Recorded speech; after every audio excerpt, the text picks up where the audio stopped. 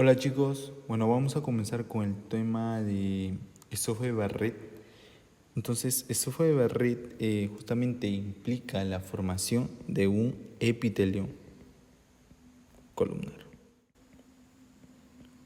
metaplásico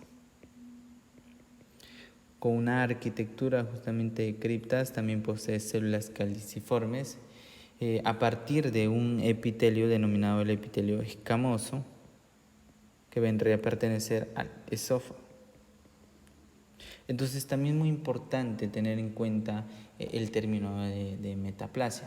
Metaplasia hace referencia justamente al cambio o al reemplazo de un epitelio por otro.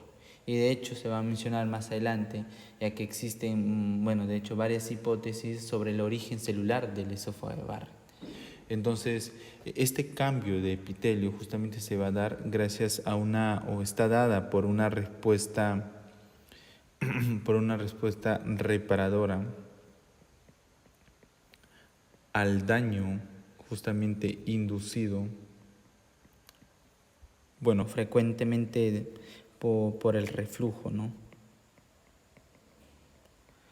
Y bueno, de hecho también es muy importante tener en cuenta que el esófago de Barrett es una enfermedad justamente premaligna, ¿no?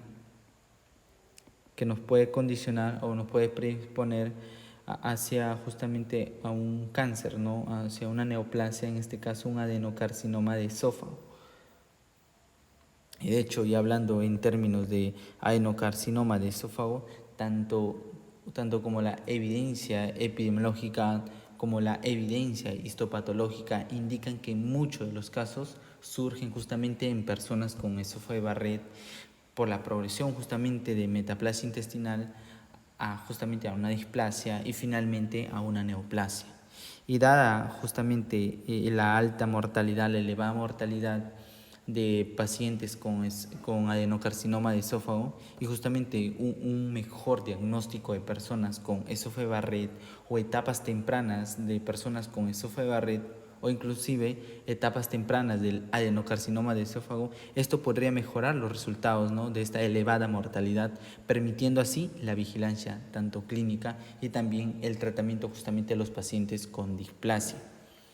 Entonces, también tener en claro, como estaba mencionando, la parte de la secuenciación hacia la malignidad, que vendrá a ser justamente, tenemos un epitelio normal, luego existe una lesión justamente a nivel del esófago distal, ya sea por un reflujo, como por ejemplo nos estaría generando ya una metaplasia, y luego de una metaplasia pasamos justamente a una displasia. Se suman justamente tanto variantes genéticas como epigenéticas para generarnos una neoplasia. En este caso vendrá a ser un adenocarcinoma de esófago. Y de hecho se va a mencionar un poco más adelante que esta secuencia inclusive ha sido cuestionable, ¿no?, ya que se menciona justamente que existen dos fenotipos de adenocarcinoma de esófago, ¿no? Entonces, y haciéndoles un poco de spoilers sobre el diagnóstico de esófago de Barrett, ¿no?, justamente se le hace a través de una endoscopía y a través de una evaluación justamente histopatológica de una muestra de biopsia y se diagnostica en base justamente a la presencia de metaplasia intestinal. Bueno, ya teniendo en claro, pasamos a esta parte. La clase de hoy se basa en este artículo, por favor, pueden revisarlo en el Drive, y en este Drive se va a estar subiendo todos los artículos y de hecho los artículos adicionales y van a poder visualizarlos ahí. Es muy importante tener en claro conceptos básicos tanto en la parte de histología también y en la parte anatómica. Y acá en esta imagen podemos ver la disposición del esófago, ¿no?, desde C6 hasta la T12, y tenemos un hiato muy importante que vendrá a ser el hiato justamente esofágico, que por ahí, digamos que va a atravesar el esófago a través de ese hiato. Y el esófago tiene tres partes, una parte cervical, una parte torácica y una parte abdominal. Y el esófago justamente tiene un esfínter esofágico superior y un esfínter esofágico inferior. En cuanto a presiones, el esfínter esofágico superior está entre 40 y 100 milímetros por mercurio. El esfínter esofágico inferior entre 10 y 26 milímetros por mercurio. Y de hecho, la función del esfínter esofágico inferior es muy importante, ya que esta evita el reflujo justamente del contenido gástrico para que no exista una lesión justamente a nivel del esófago. Sin embargo, este esfínter puede, inclusive en algunos individuos, llegar a un estado de hipotonía. ¿En qué momento se considera un estado de hipotonía? Cuando la presión justamente está entre 6 a 10 milímetros de mercurio. No. En la parte de la histología solo mencionarlos o la diferencia entre el epitelio del esófago y también la parte del estómago. Entonces hacemos una línea acá. En esta parte, por ejemplo, tenemos el epitelio escamoso estratificado, obviamente vendría a representar a la parte del esófago. Y acá tenemos el epitelio columnar y a la parte del estómago. Acá, por ejemplo, vamos a tener una unión escamo-columnar, ¿no? Que lo vamos a mostrar en una imagen porque estos puntos son muy importantes para el diagnóstico. Entonces ya pasemos de lleno en la parte también tanto epidemiológica y los factores de riesgo. Como se mencionaba en un inicio, la definición, ¿no?, que vendría a implicar la formación de un epitelio columnar a partir del epitelio escamoso justamente del esófago, ¿no? Una metaplasia intestinal con una arquitectura de criptas.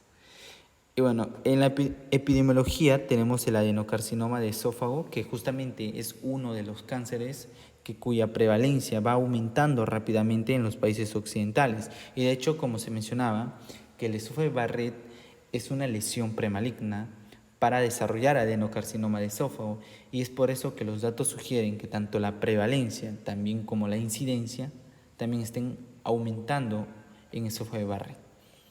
Bueno, la mejor estimación actual de la prevalencia de esófago de Barrett en adultos es de 1 a 2 en los pacientes occidentales, y solo el 46% de los pacientes con adenocarcinoma de esófago presentaron confirmación endoscópica de esófago de Barrett y evidencia histopatológica.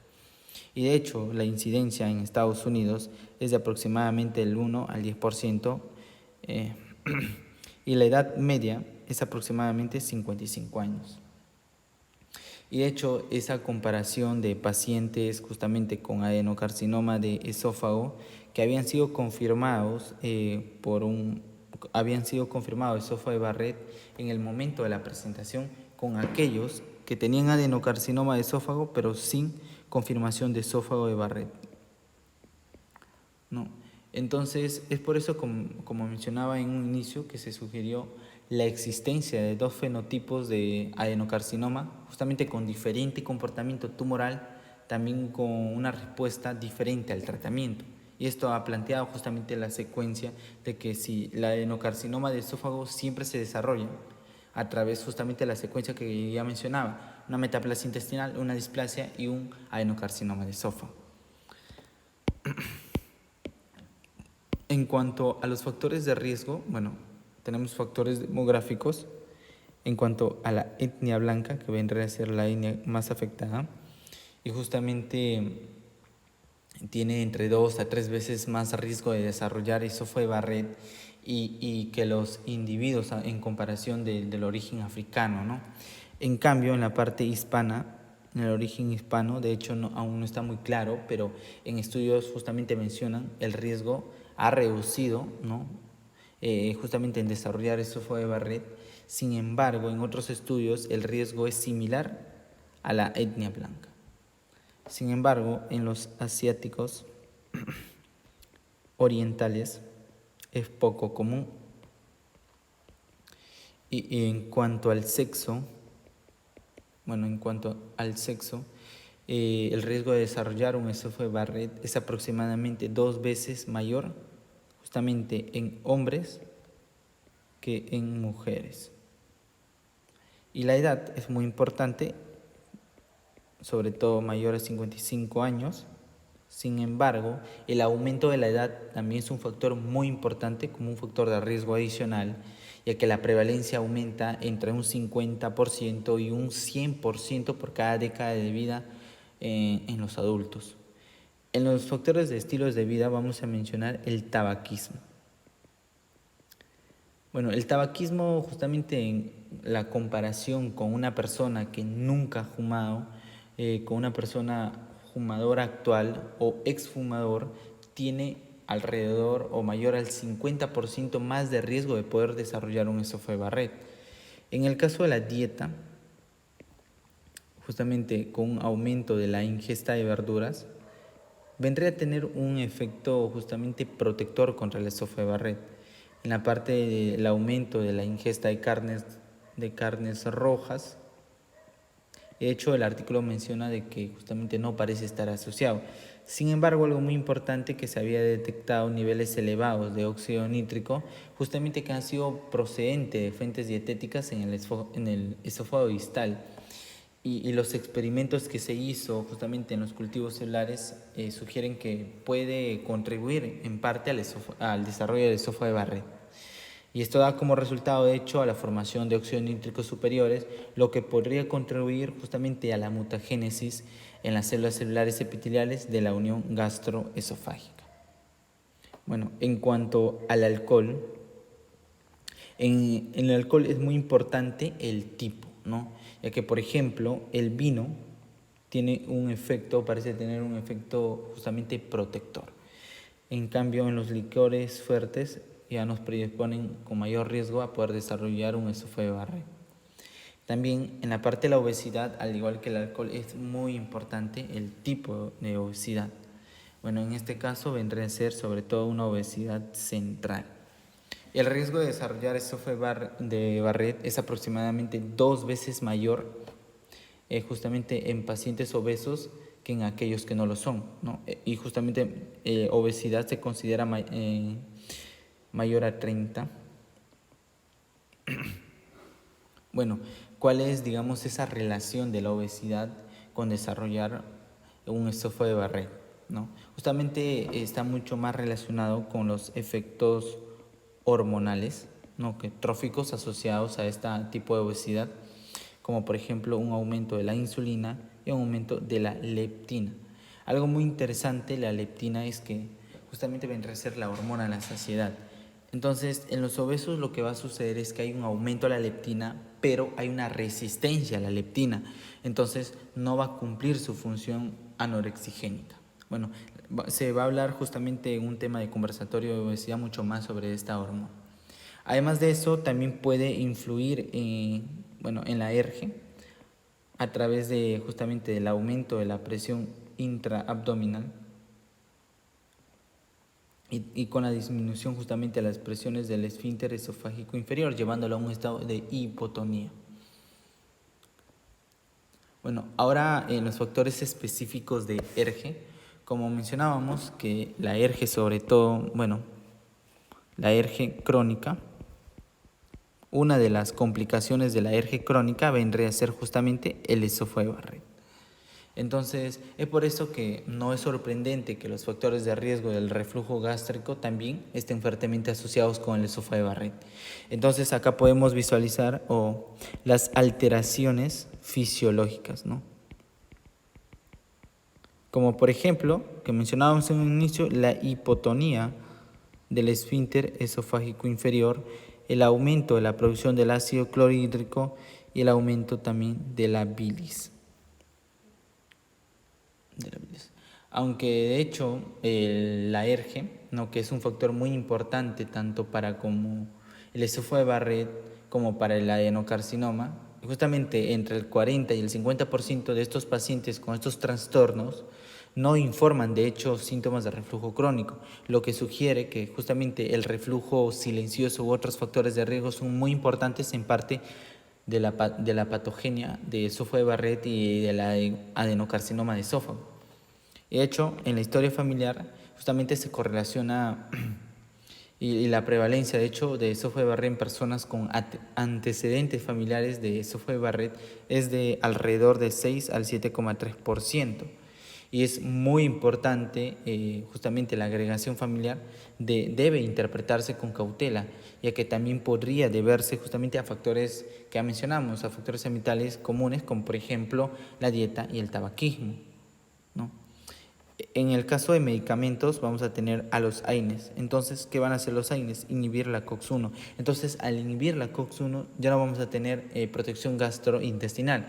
Al no tener protección gastrointestinal, mayor daño, mayor producción de ácido clorhídrico, llevándonos justamente a mayor riesgo a poder desarrollar un esófago de Barrett. Entonces, bueno, no está acá, pero mencionarlo es muy importante, Helicobacter pylori justamente se correlaciona negativamente con la presencia de esófago de Barrett, específicamente, sobre todo, por las, por las formas más virulentas de Helicobacter pylori. En cuanto a los factores de riesgo para la progresión de, bueno, ya lo hemos mencionado de manera indirecta, por ejemplo, acá vendría a ser la etnia blanca, el sexo masculino, la edad muy importante, mayor de 55 años, y también algo muy importante que vendría a ser la longitud de esófago de Barrett, sobre todo que se vendría a medir justamente desde la unión gastroesofágica. Bueno, acá este gráfico pueden darlo lectura, ¿no? Sobre todo para los resultados, ya que hemos mencionado casi todos los factores de riesgo están en este cuadro. Entonces ya vayamos justamente de lleno en la parte de la fisiopatología. Entonces, como mencionábamos, el esófago de Barrett, justamente que ocurre gracias a una lesión que es causada, ¿por qué? Por el reflujo, que es causada por el reflujo en la parte del esófago distal, que este reflujo podría ser justamente del ácido gástrico, de la bilis y otras sustancias, ¿no? Y posteriormente se va a dar una respuesta reparadora.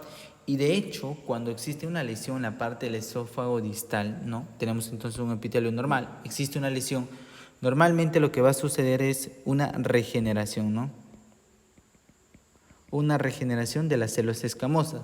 Sin embargo, en algunos individuos lo que va a suceder es, digamos, una diferenciación hacia las células escamosas, ya que se han sumado mucho los factores justamente que ya se han mencionado, inclusive variantes también genéticas. Entonces, hay una diferenciación hacia las células columnares. Y de hecho, esta metaplasia intestinal no va a tener una estructura glandular que va a comprender criptas y que van a contener justamente células madre y que se van a encontrar de hecho un tercio de la distancia desde la base justamente de las criptas. Y bueno, la metaplasia intestinal va a tener de hecho varios linajes celulares, como por ejemplo vamos a tener a la que estamos mencionando mucho, a las células columnares. Estas expresan fuertemente tenemos a la MUC1, que vendrá a ser una glucoproteína transmembrana mucina 1. Luego tenemos a la TF1, que vendrá a ser el factor Trébol 1. Y bueno, tenemos a la célula secretora de moco. Esta, expresa fuertemente a la MUC6, también la TF2 y a la 3. Y tenemos por último a las células caliciformes. Estas células caliciformes lo que van a expresar vendrían a ser la MUC2 y la MUC justamente 3. Entonces, esta exposición justamente al reflujo gástrico, que frecuentemente contiene tanto ácidos biliares del reflujo duodeno gastroesofágico, se asocia justamente con un aumento del estrés oxidativo, que justamente este aumento del estrés oxidativo va a dar a la activación de mediadores inflamatorios y tanto daño del ADN justamente en las células del esófago de Barrett. Entonces es muy importante también tener en cuenta esta secuencia que estamos mencionando mucho, ¿no? Un epitelio normal llega a una lesión justamente dada o es causada por el reflujo. Este epitelio se diferencia del epitelio escamoso en un epitelio columnar y luego van a haber muchos más factores tanto genéticos como ambientales y nos va a conllevar a desarrollar una displasia y bueno, y luego una progresión ya maligna que vendrá a ser un adenocarcinoma de esófago. Entonces, en este gráfico vamos a explicar sobre todo la parte de las citoquinas proinflamatorias y de hecho es muy importante mencionar la parte de las hipótesis sobre el origen celular del esófago de Barrett. Bueno, lo primero que vamos a tener es una transdiferenciación.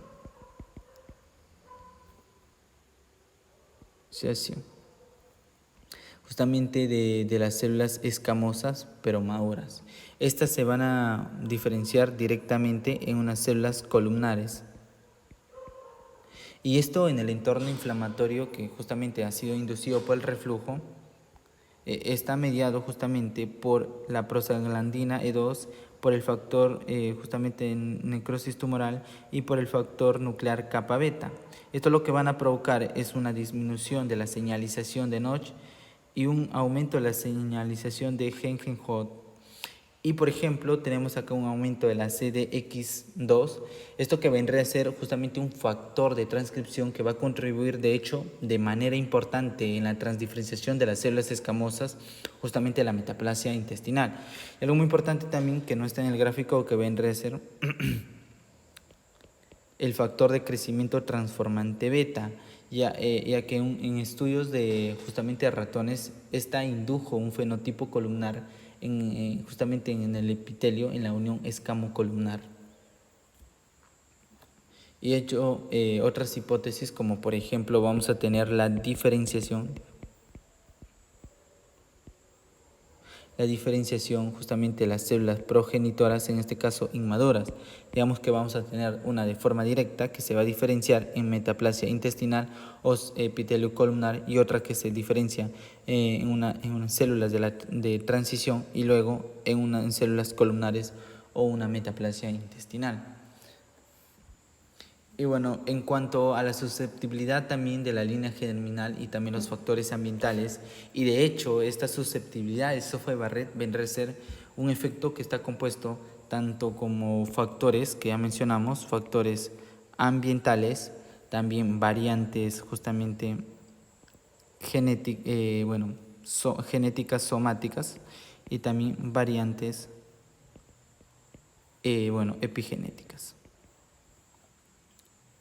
Y justamente estos estudios de asociación de todo el genoma mostraron que los factores de susceptibilidad genética de una línea germinal constituyen alrededor del 35% de heredabilidad del esófago de Barrett y un 25% de adenocarcinoma de esófago.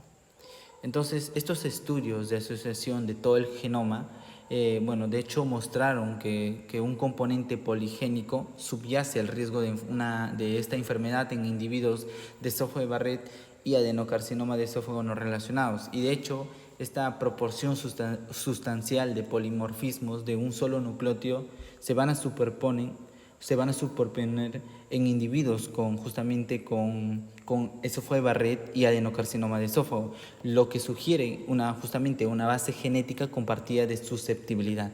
Entonces, estos polimorfismos de un solo nucleótido se van a encontrar en o cerca justamente de genes que van a regular el desarrollo del esófago, como por ejemplo la FOXP1 y la CFTR, que vendría a ser un regulador de hecho de la conductancia transmembrana de la fibrosis quística. Entonces, en este gráfico vamos a explicar la parte de la progresión maligna del esófago de Barrett. Entonces, esa transformación del esófago de Barrett hacia displasia y luego hacia justamente adenocarcinoma de esófago, de hecho va a requerir la acumulación de alteraciones genéticas, epigenéticas, sobre todo en una etapa temprana, así permitiendo a las células metaplásicas de hecho adquirir capacidades fisiológicas centrales de justamente a las células tumorales, como por ejemplo la generación de sus propias señales mitogénicas, que esto está dado mediante la activación de genes oncogenes, ¿no? Y esa resistencia a las señales inhibitorias del crecimiento que está mediada por la activación de los genes supresores de tumores. También esa parte de la evitación de la apoptosis, también de la vascularización muy importante, y también de la invasión de las estructuras adyacentes y la metástasis de las células distantes.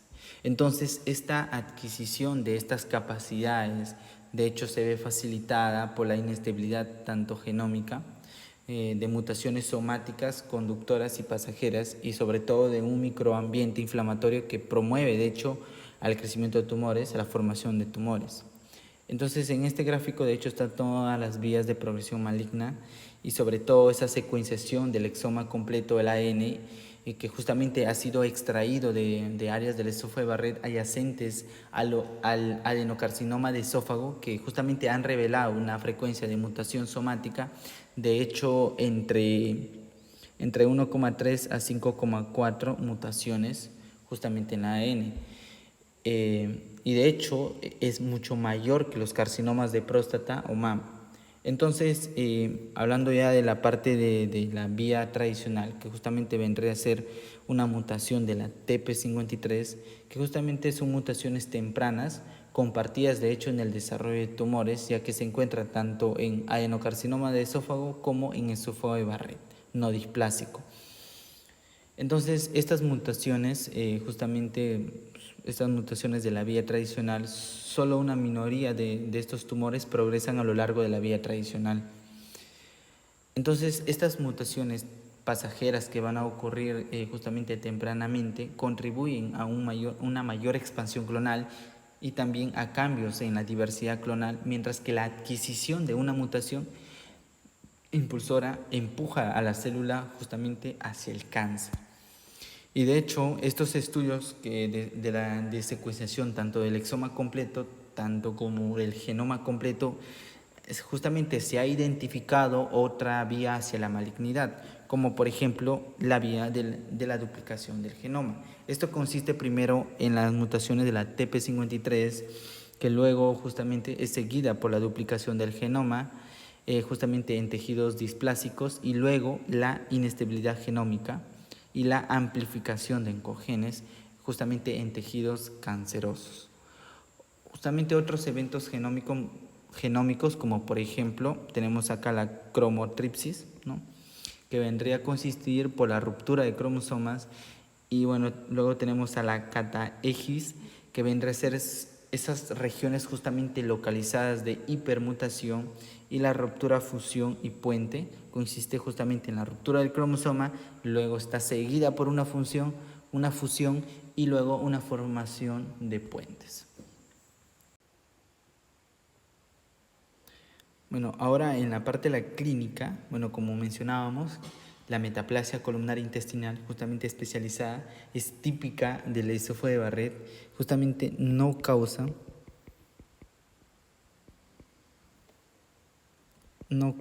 síntomas, ya que justamente la mayoría de los pacientes con esófago de Barrett son atendidos, ¿no? Pacientes con esófago de Barrett son atendidos con síntomas ¿de qué? Síntomas de ERGE, que están asociados tanto como acidez del estómago, ¿no? También regurgitación. Y bueno, y de hecho, aquellos pacientes con complicaciones que están asociadas al esófago de Barrett pueden tener tanto disfagia,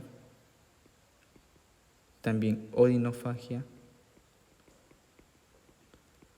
que bueno, esto puede estar dado tanto por ulceración o inclusive por estenosis esofágica, y de hecho rara vez justamente se da sangrado gastrointestinal, pero ya secundario a la ulceración. Aunque de hecho aquellos pacientes, ¿no?, aquellos pacientes con un seguimiento largo, ¿no?, que tienen esófago de Barrett, justamente frecuentemente estos pacientes tienen justamente síntomas de ERGE, ¿no? Pero aquellos pacientes con esófago de Barrett, pero ya con seguimiento corto, justamente no se asocian con síntomas de alergia, ¿no? Bueno, en esta imagen histológica, bueno, tenemos 4 láminas. Por ejemplo, en la imagen A, que vendría a ser de hecho una mucosa de Barrett, de hecho no displásica, y está caracterizada por algo muy importante. Tiene núcleos uniformes y también justamente es una monocapa superficial, ¿no? Y tenemos acá en la imagen B que vendrá a ser de hecho una displasia de bajo grado, y la C vendrá a ser una displasia justamente de alto grado. ¿Y cuál es la diferencia, no? En las displasias justamente de bajo grado, que exhibe una hipercromasia nuclear y también un alargamiento y una estratificación que justamente se extiende hasta el epitelio superficial. En cambio, en el de alto grado, que representa una mayor complejidad arquitectónica, ¿no? Y tanto citológica también, y de hecho incluye la pérdida de polaridad nuclear. Sin embargo, en la imagen de que ya vendría a ser un adenocarcinoma justamente intramucoso, ¿no? Que está caracterizado sobre todo por esa distorsión arquitectónica severa, incluida de hecho las glándulas anguladas. En la siguiente imagen podemos ver de hecho de un paciente justamente con una displasia de alto grado durante la vigilancia endoscópica. Esta imagen fue sacada de UpToDate, ¿no? Entonces tenemos la mucosa de Barrett, justamente de un color salmón, que ha sido reemplazado circunferencialmente de la mucosa escamosa. Y bueno, estas flechas vendrían a indicar sobre todo erosiones justamente dispersas, ¿no? La siguiente imagen ya es exclusiva de un paciente justamente de esofágico de Barrett, que muestra sobre todo un epitelio columnar con unas justamente disposiciones de criptas, y bueno, también tiene células caliciformes. Esta imagen es muy importante, sobre todo para el diagnóstico, ya que, por ejemplo, tenemos acá la línea Z, que también denomina la unión escamocolumnar. Justamente esta es una línea visible que está formada por la yuxtaposición tanto del epitelio escamoso como el epitelio columnar. Entonces, esta unión gastroesofágica que vamos a tener acá, que vendrá a ser de hecho una unión, sobre todo una línea imaginaria, en la que termina el esófago y comienza el estómago. Entonces, esta unión gastroesofágica corresponde a la extensión más proximal de los pliegues gástricos. Y de hecho, cuando la línea Z o la unión escamocolumnar se ubica proximal a esta unión gastroesofágica, hay un segmento de esófago revestido de columnas, ¿no? Entonces, y en parte del diagnóstico final, que se vendría a hacer, que ya mencionábamos también al inicio, a través de la endoscopía más una evaluación histopatológica, ¿no? Y justamente este diagnóstico se va a basar en la presencia justamente de la metaplasia intestinal. Entonces, hagamos un ejemplo. Justamente tenemos un paciente justamente de 60 años que es obeso, es justamente masculino y tiene justamente un reflujo crónico. Con estas características ya mencionadas, también los factores de riesgos y sobre todo lo más importante, la edad y la obesidad y el reflujo crónico, nosotros lo que vamos a hacer es acudir justamente a la endoscopía. Y también justamente, como se mencionaba, a la evaluación histopatológica y justamente basarnos justamente en la presencia de la metaplasia intestinal, ¿no? Del epitelio columnar. Y bueno, eso ha sido todo. Muchas gracias. Cualquier cosa les estaremos informando.